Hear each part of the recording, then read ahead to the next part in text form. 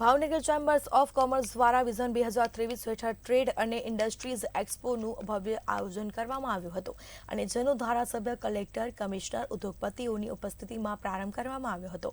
તો આવનારા સમયમાં ભાવનગરમાં વિવિધ ઉદ્યોગોની સ્થાપના કરાય તેમજ યુવક યુવતીઓને નોકરી માટે બહાર ન જવું પડે તે ઉમદા ઉદ્દેશ સાથે પ્રારંભ થયેલ અને આ એક્સપોમાં મોટી સંખ્યામાં લોકો ઉપસ્થિત રહ્યા હતા.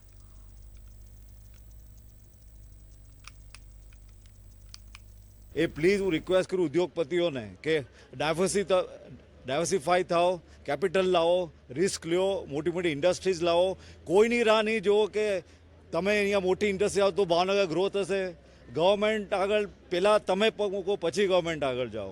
સો આઈ ઓનલી રિક્વેસ્ટ કે બધા ઇન્ડસ્ટ્રીયાલિસ્ટ અને જે લીડર્સ છે ભાવનગરના સ્ટેપઅપ થાય અને મોટી ઇન્ડસ્ટ્રીઝના રિસ્ક લઈ અને આ ભાવનગરને વધારે ઉજ્જવળ બનાવે. 1723માં જ્યારે મારા પૂર્વજોએ ભાવનગરની સ્થાપના કરી હતી એનું મેઇન કારણ મેરીટાઈમ ટ્રેડ હતું.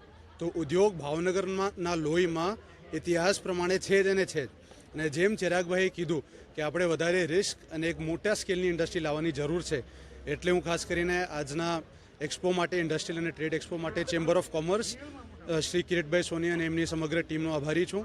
અને જરૂરી એ છે કે ઓડિયન્સમાં ખાસ કરીને આપણા 11મી ધોરણ, 12મી ધોરણ અને કોલેજના સ્ટુડન્ટ્સ આમાં આવે, કારણ કે એમને થોડું ખ્યાલ આવવું જોઈએ કે ભાવનગરમાં અપકમિંગ ઇન્ડસ્ટ્રીઝ કઈ છે, એક્ઝિસ્ટિંગ ઇન્ડસ્ટ્રીઝ કઈ છે.